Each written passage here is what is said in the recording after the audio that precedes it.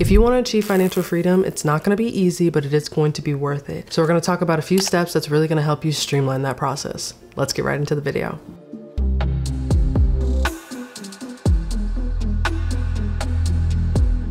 Step number one is to make time for the dream. If you're working a 9 to 5, the biggest and easiest excuse is I don't have time. I go to my 9 to 5. Some of you have children where you have to tend to them, pick them up, soccer practice, all these things. But that means you just have to redefine what the 2 hours to build that dream looks like. So it may not be 5 to 7 p.m., but you might have to sacrifice a couple hours of sleep or try to get to sleep early, get on a routine if you're with a partner or a spouse, whatever the case is. Really feed in your dream. The way you show up 9 a.m. every morning, 8 a.m., however your workplace works, you show up because you know you're gonna get paid a paycheck. The same way you do that, you gotta do the same thing for your dreams, or else it will never become a reality. Your 9 to 5 doesn't disqualify you, it funds you. So if 2 hours back to back, whether that's 5 a.m. to 7 a.m. or 5 p.m. to 7 p.m. or 8 a.m. to 10 a.m., whatever that workflow looks like for you, 2 hours does not have to be back to back. It can be broken up in something I have talked about consistently on this channel, which is time blocking or micro goals. That looks like taking 30 minutes, 15 minutes, some kind of time out of that 2 hours and scheduling it throughout your day into little tasks that get you closer to your dream. This is the part that's really important, especially at the beginning phase, because it's easy to be fueled by motivation, but it's when you need to be disciplined that matters the most. I used to think that, oh, I'm so pumped, I can go to the gym. I've been doing a 2-week stretch. Then week 3 hits and I'm like,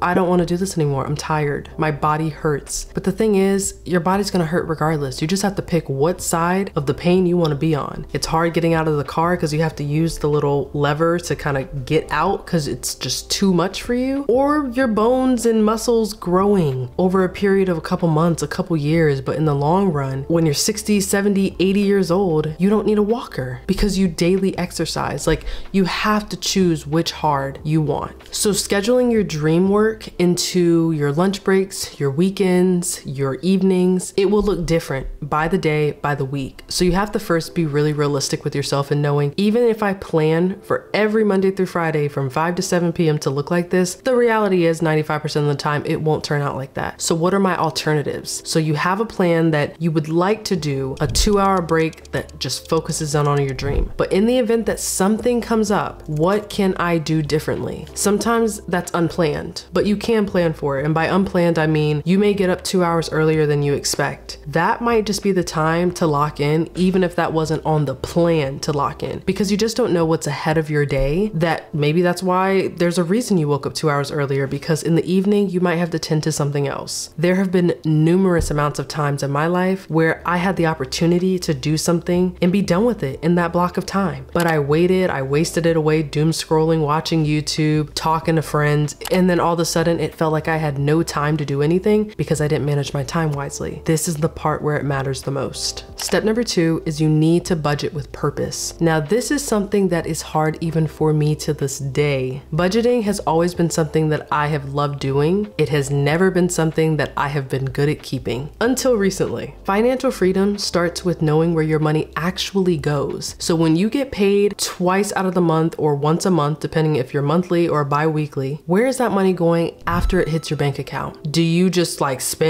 and then before you're about to get paid again, you check your bank account and you're like, oh, maybe I should chill for like a week until I get paid, and that's a cycle? Or do you look at it and say, okay, I need to put this here, whatever your routine is? I'm gonna talk about something that's really helped me that I'm hoping will help you. The way that I track my income and expenses is I use either a pen to paper tracker or I use an actual Excel sheet. So typically an Excel sheet is easier because it can just do the automations for me. To keep it real, I find YouTubers and I will look through their financial freedom videos. Most of the time they have a free downloadable like PDF or Excel sheet that I can customize at my own time in my own discretion. And it is really helpful because it lets me see this is what I'm spending. And even if I'm not spending it yet, I can account for it, put it in a savings account and know how to utilize that money later. And even if I don't use it for the thing I intended to save it for, now I just have so much more towards my savings. I started with a savings tracker, and to be completely honest, I used the free version version of Notion, this is not sponsored whatsoever, it has actually really helped seeing that I spend X amount of money on groceries every month, which is actually an insane amount because I like to eat organic. I'm really big on my health and wellness, and so it is so important that I can try to get the best of what's possible because it's already hard enough out here. And so once I kind of write everything down in the Notion template, or I write it out in a physical notebook because sometimes I just need to see it every single day, I look at what I have left over. So most of the time, if I am thinking about upping my rent because I'm thinking about moving or, you know, reducing it, I will save the money towards that rent as if I'm already paying it, if that makes sense. So say for example, rent's $2,000 and I'm not paying that $2,000 yet. Maybe my rent is like $1,000. I know that at some point I'm gonna have to pay that rent. So for you, if you're looking to move out, if you're looking to move into a different place, maybe a bigger place, maybe your first place, I would highly recommend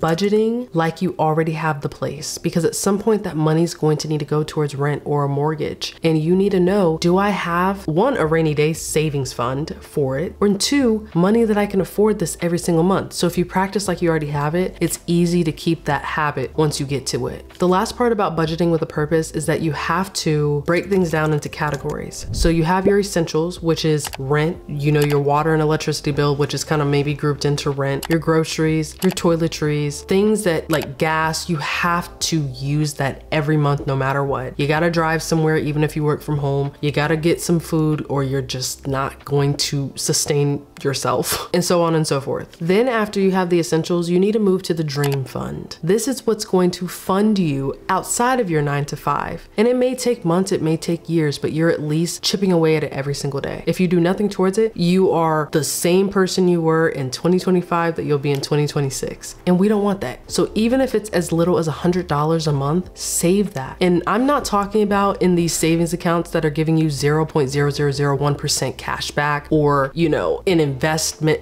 That's not an investment. That's literally pennies on the dollar. I would highly recommend, also not sponsored, is an HYSA. I personally use things like Marcus, YNAB, like different trusted sources of like a high yield savings account, which is what HYSA is, will help you see an investment on your money long term. So some of them are between 3 and 5% on your investments back once you save into it. Sometimes just keeping your money there, knowing that the interest rate is 3.5 or 4.0, which are great interest rates, by the way, on your money. That's the goal. You want your money to make money, even if it's $10 or $20 every single week, every month. It's making money while you sleep. And that's a great starter packet. What's really underestimated in your budgeting with a purpose is giving back. Now, you know, if you've been on this channel, you know me and God, we like this. It was not until I trusted God with my finances that I really started seeing returns on my investment in so many ways. It's not just about giving to the church or, you know, volunteering your time at a soup kitchen or donating to the less fortunate. It's truly about having a heart posture of wanting to help God's people. It is so important that you show up and serve your community, because if you're only in this for yourself, and like, be honest, there was a moment of honesty where I had to be like, do I really want the things I want just to make my life better or to make others' lives better? And it's always been, I want to make this person's life better. This is how I can do it. This is how I can do it. And then at the end of it, if I want to have a nice experience, that's great. But there are always other people a part of the picture, and I always want to enhance the lives around me. It starts in your community first, and then it can broaden out to the wider community, and then even on a global impact level. But you have to understand that your heart posture has to be an area of positivity at all times, because it's easy for money to corrupt the way that you're thinking and to see you grow and see how much can be different for your life. The reality is, the best things in life are always the ones that are free. That is very true. Money can solve a lot of problems, but it cannot give you the same things that life naturally gives you. That's another conversation for another day, but I really wanted to emphasize that giving back is just as important as receiving. And budgeting with a purpose means that you have to have rest days, no spend days, days where you sit your tail down in the house and you eat whatever's in that fridge or pantry. You find ways to entertain yourself for free. You have a no technology day, because sometimes just being on your phone, knowing Fashion Nova or Amazon or whatever you do for online shopping is like readily available, can be your downfall. Like, you may be your biggest enemy when it comes down to financial freedom. Most of us are. So I really want you to be intentional and focused on how you're spending your time, because most of the time it might lead to how you're spending your money. Step number 3, save and invest intentionally. It kind of goes hand in hand with step number 2, but you have to know the difference between an emergency fund and a dream dream fund. An emergency fund is something that, say for example, God forbid you lost your job and you are renting. You need to know, I have 6 months of my rent in a bank account somewhere that if worst comes to worst, I couldn't find something for 4 months, I knew I could pay my rent and I knew I could get baseline groceries. It's not just about having somewhere to live, but also being able to continue to sustain yourself. So if, let's just use the earlier example, if rent's $2,000 and you need to have 6 months, that's right, $12,000 somewhere in a bank account. And if we're factoring in baseline groceries, you can make some good meals for yourself back to back weekly for a good $150. That sounds like a hefty lift sometimes to others. That might not sound like enough to others, but $150 can get you some good, healthy options that can consistently be used over time. Your dream fund is what you're working towards. So say for example, one day you don't want to work a 9 to 5 and you want to be a full-time content creator. That dream fund, that opportunity to pay for healthcare because you no longer have those benefits at a 9 to 5, you now have to think about that. That is also being able to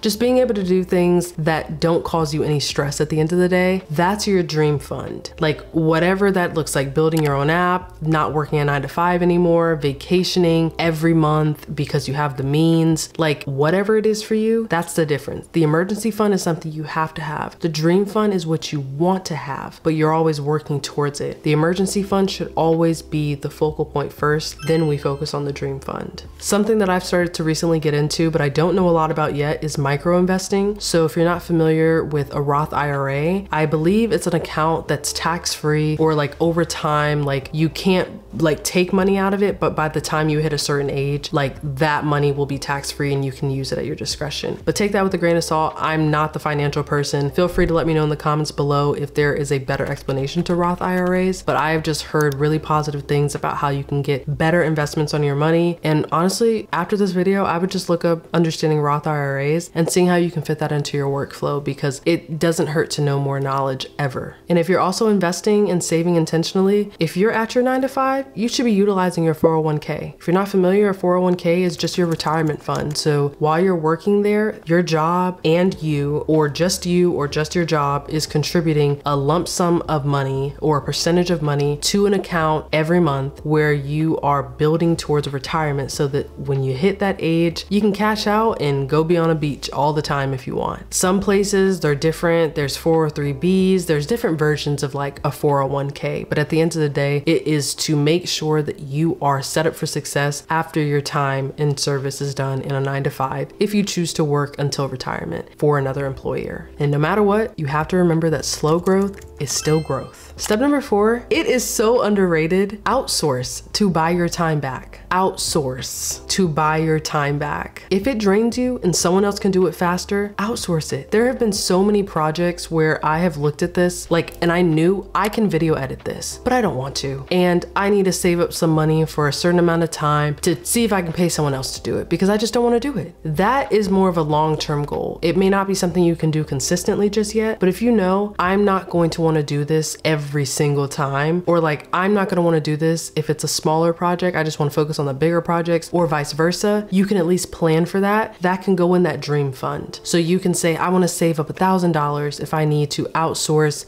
this project, or finding, an assistant that can help me organize my life or something. But if you know that it's the goal that you don't want to do it for a certain amount of time or for a long amount of time, save towards it to be able to outsource it, to buy your time back into things you actually want to do. For example, if you don't like grocery shopping, find an app where people literally do that for funds. You can go right onto one of the apps. I don't know them, but Instacart, I think, is one place that you can go where you can just tell them, these are the brands that I like, this is what I want, how much I want of it. You pay an extra fee for them to deliver it to your house, and boom. I wouldn't recommend that. Always get some sun, but I'm not recommending doing that if that's what you don't want to do. But like, if you can get a chance to go out into the sun, get some fresh air, it never hurts. But if you really just like grocery shopping is the bane of your existence, there are ways to get around that. Saving mental energy and utilizing it in areas that you actually want to use it will always give you the highest return on investment. I promise that. And last but not least, step number 5 is to walk by faith, not by sight. Faith isn't knowing how it'll work, it's trusting that it will. You may not know the day or hour that it happens, how it happens, who's a part of it when it happens, but you have to have the faith that the path that you're going on, knowing that slow growth is still growth, it will get you where you're trying to go, but you have to be consistent enough to see what can progress with it. I've had a bad habit in the past where trusting God in the midst of it being such a slow season or not seeing enough progress quick enough, I was like, oh, maybe I'm just like feeling very defeated. But as time went on, I realized life's gonna keep moving. And if I just keep moving with it, I might see something different. Truly continuing to walk before you start seeing any progress is such a trait that is so valuable in whatever room you walk in. It shows long run, bigger results. It may take a little bit longer to get here, but I'm going to love and reap the benefits if I stick with it. It's like working out. It may be hard to lose 100 pounds, but do you know how good it'll feel to be in your favorite crop top, to be in your favorite type of clothing, to not have to feel like you need to be in a different section, shop somewhere differently? Like, it'll feel good. You know how great it's gonna feel when you actually start seeing that muscle mass build? Do you know how great it's gonna feel when you save up enough money to buy your first laptop? It's going to be so rewarding, and discipline is so hard. Very few people see what they really want to see happen because they're just not willing to stick with it. But that's not you. You have to be obedient, even in the midst of not understanding everything, because we rarely will. But it's up to us to figure out, are we gonna do the thing that we don't know about yet, just in the midst of discovering what it could be? At the end of the day, freedom is not built overnight. Whether it's financial freedom, mental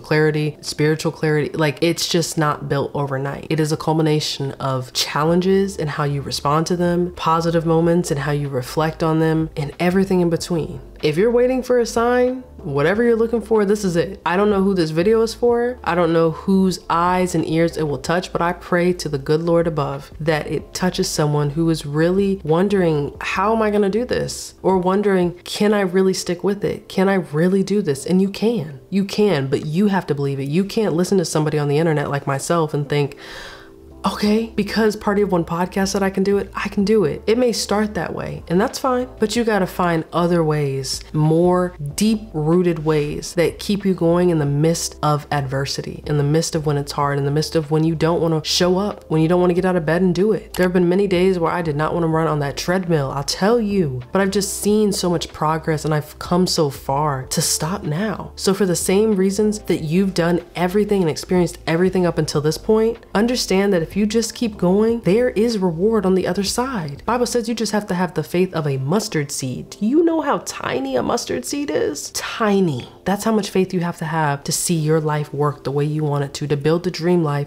on the gift that God has put on your heart. Get in your word, read more. If you are doubting and questioning God, the best way is to read the book where he has laid out for us what says these things about doubt, anxiety, fear, not knowing. I know it may seem like it's taking such a long time to see something stick, but honestly, that might just be the test to see how bad you want it. So I really hope that this video gave you a little bit more clarity into how to build financial freedom, how to build mental clarity, how to build in general in just such a positive way. And if you guys like more of these types of videos, I'm more than happy to make them. And I will continue to make different types of videos to service different audiences. But at the end of the day, it's always going to build the best version of yourself. They're always going to tie back to that. So don't lose hope. Take some rest, like get a good meal in you, rest and recoup, and then get to work. And I'll see you guys on the next episode of Party of One Podcast. Peace.